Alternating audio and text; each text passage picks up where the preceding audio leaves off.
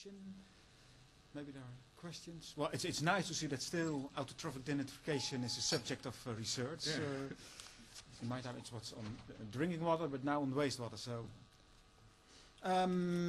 questions for one of the speakers? Remarks? Over there. Yeah.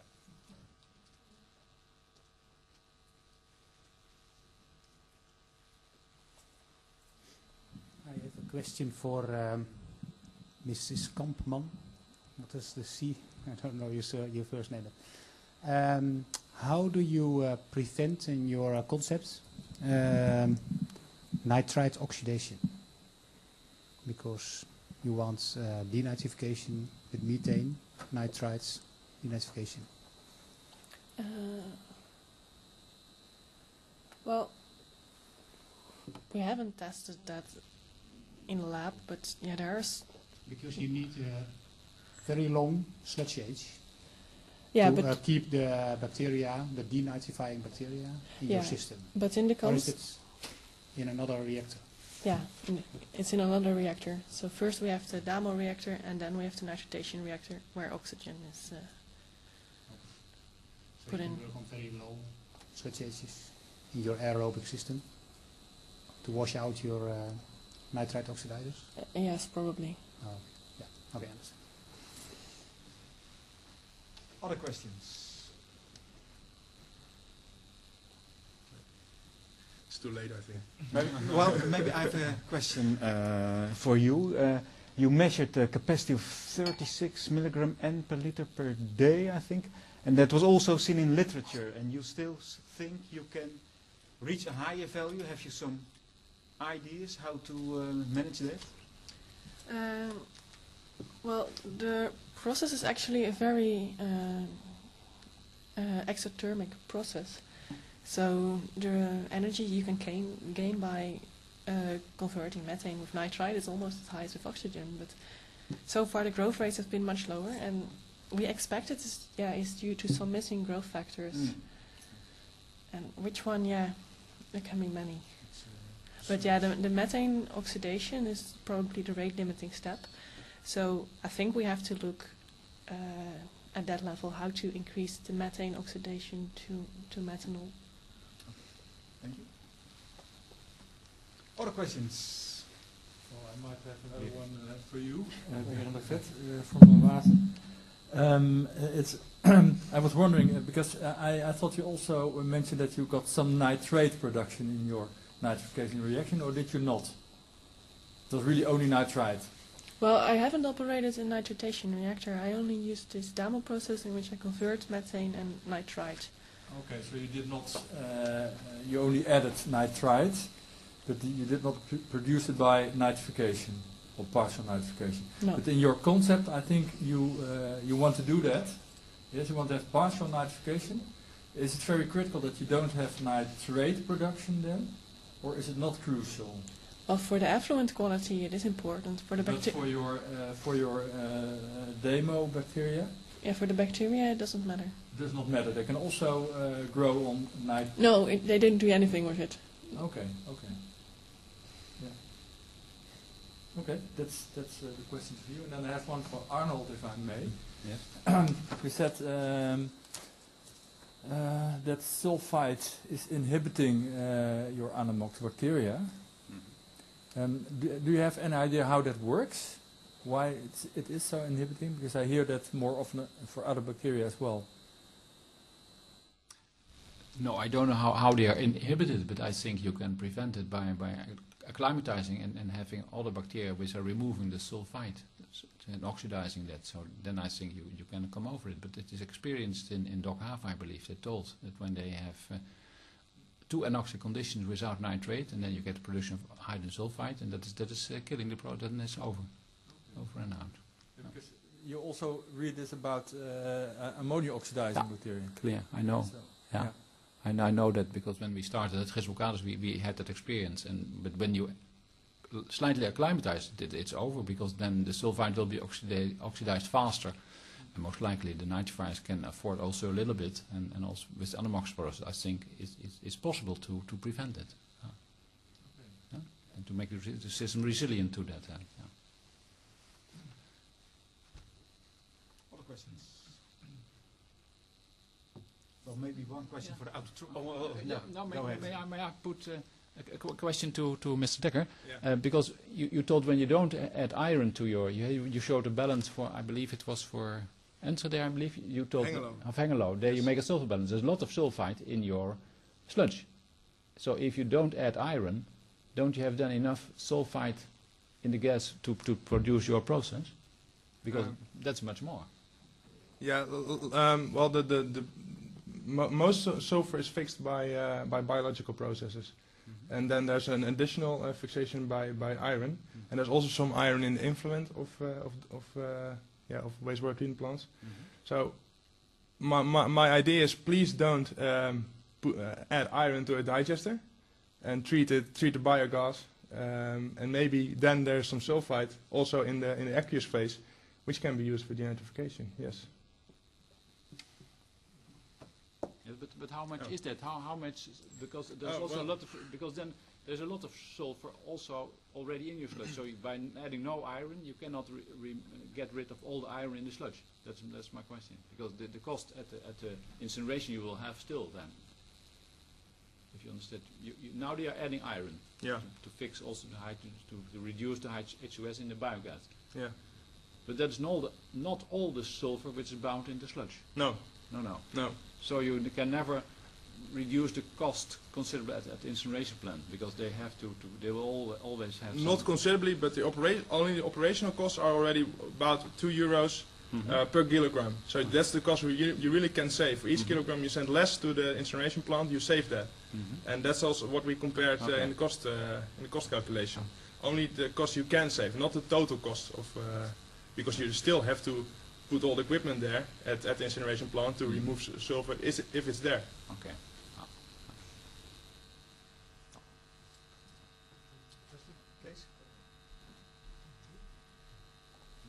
A question to Mrs. Fonseca from Brazil, because you also spoke about the sulfites, and we saw from the presentation from Arjen, Mr. Arjen Dekker, that there is not a lot of sulfite in the Dutch wastewater normally, at least in Hengelo, in the east of the Netherlands.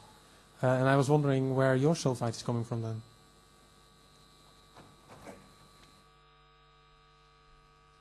You mean hydrogen sulfide, and this is from the tertiary treatment, so from an anaerobic digestion, essentially, and from the biogas of the anaerobic digestion of wastewater. Because you showed that there is not so much. Well, in the digester of a domestic wastewater treatment plant, we saw really low sulfite concentration, but that has to do also with iron dosing, and I don't know what it can be.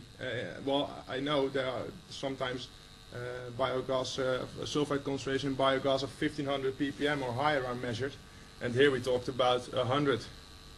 So I don't know, but maybe it can, but not in municipal wastewater treatment plants the way it is now. Is there not a difference between the situation in Brazil? Is all the sewage treated in an anaerobic reactor in Brazil, or is it only a sludge digester? Anaerobic digestion. For all the domestic wastewater. Yeah. And in Holland it's only sludge digestion. Ah, Yeah? So that's the big difference, and I think that explains It's that common we don't for have us, much but it's reduced different sulfur. here. Can I also add another question to Arnold?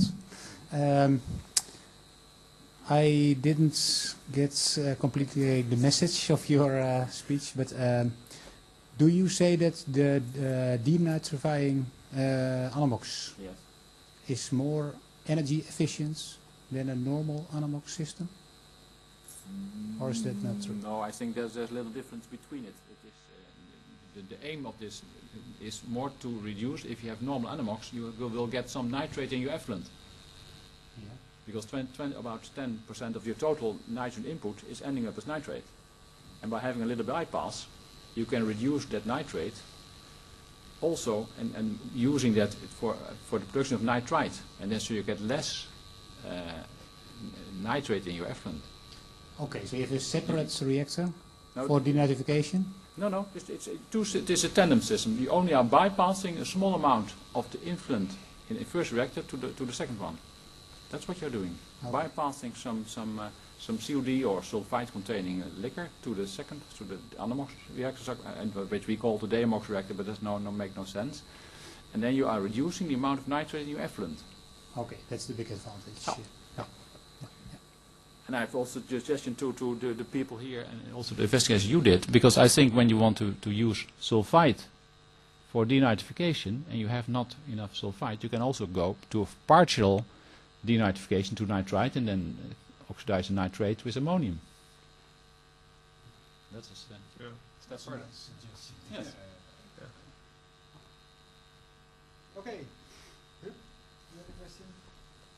I have a question to Crystal.